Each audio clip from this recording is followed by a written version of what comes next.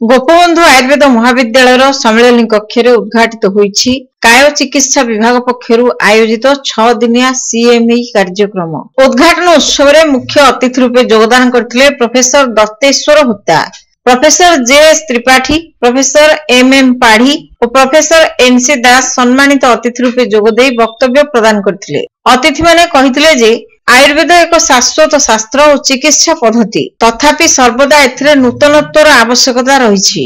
आयुर्वेदर नूतन गवेषणा सह गवेषणा लब्ध तथ्यर प्रयोग करा आवश्यक।